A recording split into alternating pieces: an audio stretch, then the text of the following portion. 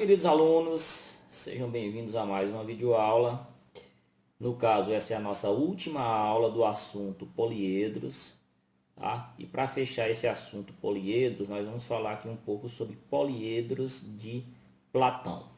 Então, um poliedro é chamado de poliedro de Platão se ele satisfazer três condições. Primeira condição, todas as suas faces têm que ter o mesmo número de arestas.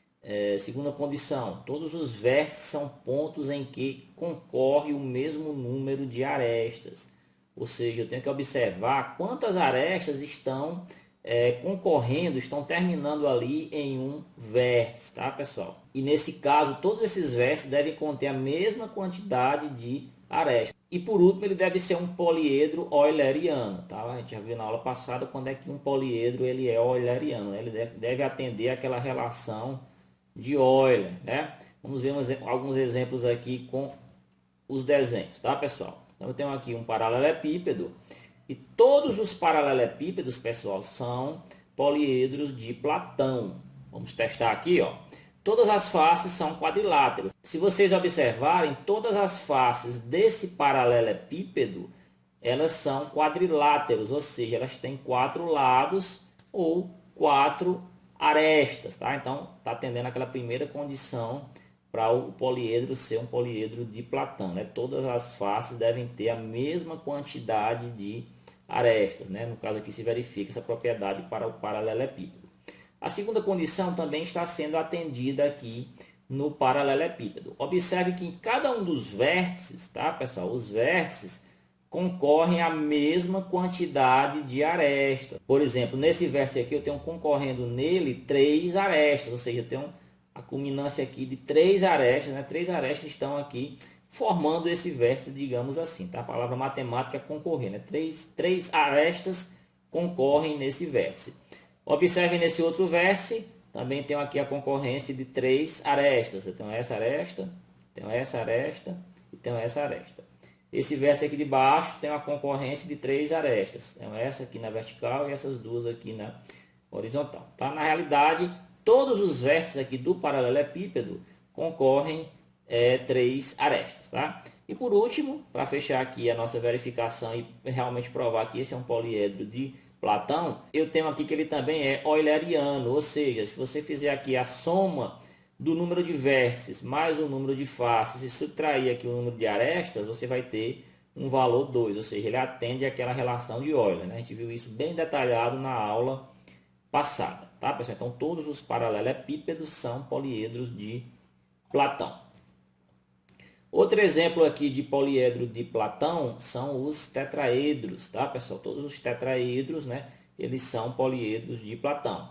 Todas as suas faces, elas são triângulos, pessoal. Observem aqui, ó, que cada uma das faces aqui desse tetraedro são triângulos, pessoal, ou seja, elas têm 3 arestas. Então, essa é a primeira condição para que um poliedro seja um poliedro de Platão, tá, pessoal? Todas as faces devem conter a mesma quantidade de arestas, né? No caso do tetraedro, mais uma vez, cada uma das faces possui 3 arestas, né? Todas elas são triângulos.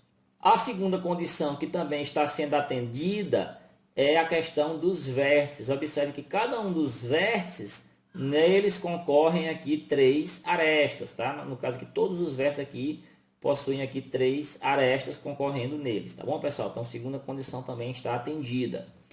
E ele também é um poliedro euleriano, né? Que no caso aqui é a terceira condição. Se você somar aqui as faces mais os vértices e subtrair das arestas, você vai ter um total de 2. Eu tenho 4 vértices mais 4 faces menos 6 arestas, tá, pessoal? Eu vou ter um total de 2, tá? Então, estou atendendo aqui aquela relação de Euler, né? Então, atendido as 3 condições, eu posso dizer que o tetraedro é um poliedro de Platão. Um exemplo de poliedro que não é um poliedro de Platão é, no caso aqui, a pirâmide quadrangular. Duas condições não são atendidas aqui na pirâmide quadrangular. Observem que nas faces eu tenho uma que é quadrangular, ou seja, ela possui 4 arestas, e as faces das laterais são triângulos, tá, pessoal? Os triângulos, eles têm 3 arestas, ou seja, eu tenho faces com a quantidade de arestas diferentes das outras, tá? Então não está atendida a primeira condição aqui para ele ser um poliedro de Platão, então ele já não é, né? Mas tem outra condição aqui também que não está sendo atendida, a questão dos vértices. Observe que esse vértice aqui de cima, que é o vértice da pirâmide, ele possui aqui a concorrência de 4 arestas, tá? São as 4 arestas das laterais, né?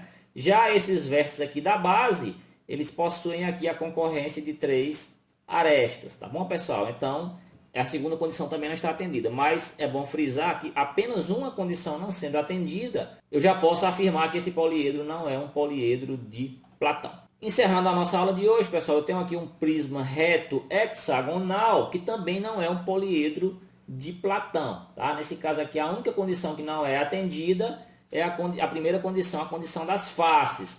Observem que as duas bases são formadas aqui por hexágonos, tá? Os hexágonos eles possuem 6 lados, ou seja, 6 arestas.